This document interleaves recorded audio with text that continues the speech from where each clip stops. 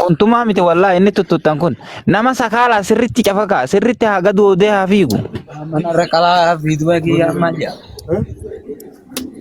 Eeboo harkaan ittiin shililina. Tiktaakiin isin adaba harkaan ittiin shililina irra dhaabbadhaatu mudhii gadi sirriitti dhayi. Harkaan itti fiigina.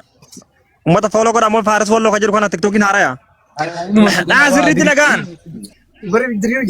Inuma dha yoo gaafa bahin diri. Hayyu. Tata fila ini jawala ratib sur tu kun jawala tiko cerati kabi bo jawala tiko cerati kabi ifa jawala ada Ifa jawala nama mana rekamkan. Dhala toleera enggak? Aboo harkaan ittiin shililiin si adaba. Si adaba untuk kena harkaan. bakka ifa jawala tole jira mila sa isi ule mandai bo kalas Harkaan itu gurih mudah ibu. Kuusine oo kana dhiisa. Sirriitti kuusine. Soosini hin Mungkin tuh kayak apa? Dah adu ya kayak kana gurarra murau. Yo halis ni bijat. arkanin tukuni bo no madai zimjidi muddi gadi kana no madai Kale mana mati ya. Orang dah. Oo wallahi xiqqoo. Mana itu? Oo tata fitaa yaa. Wallahi jangan salah. ya bo nyatu na no lamne wati na tu ko dan nafsiti qabdani miti ragata bo bokoru dabbadati uledan da kunda sanjamu bo daum sanjamu dai uledan awatu watuti Tata fila yo rakko serti fida sila yo ta cuma ada diam teman cefa. kana gutu sarati kabi ragati Juler rifat ya.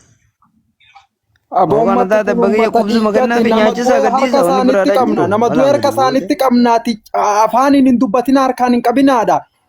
mal goduda kama bo kama balle jitan Uzubillah. Video bana tata fi.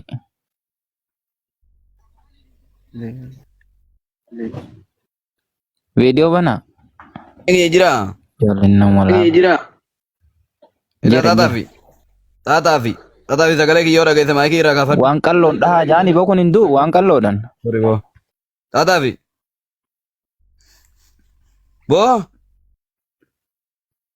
obboleesso namni nama qabdan nami arusii qabdan waan qabdaniif beeka nuti kan barbaannu nama raggaxee kasakkasee si galami kasakkasee irra deemee jechuu yoo lubbuu isaa lakki lubbuu hin baasu yoo jette lakki yookaan agartee yookaan haalli sii mijatuu dhabee yookaan agartee lubbuu hin baasu jette kasakkasii obboleessa akkatti irra jechee mootummaan hin fuudha warri immoo haalli sii mijatu ajjiya si dhofsi kan barbaannu obboleessa isa kana dim jettanii qoxor hin godhina obboleessa arusii sirriitti kasakkasa akka inni maffi'aatti isheenatti godha takkaa garaan gadi na gubate sila wallahi lazim sila duuna bira ga'e jechuun afoon isaa zalazzaleen akkanatti mana keessa isinii kaan turan way aboo shabakaasaa dinsiyaa ol gara gashaa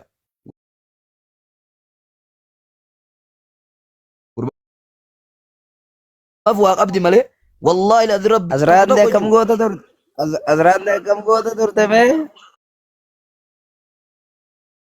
qaasaman billaa wallahi lazi turte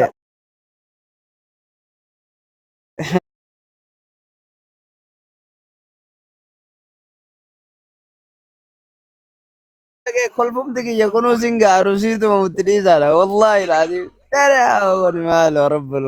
warri wanni arusii wanni singa ka ila aliwallo kan jedhu kun kan amma buloo kana goote gadi qabi harka irraa cimbitoo qabda waaba wanni qabdeen maaltii godhaafi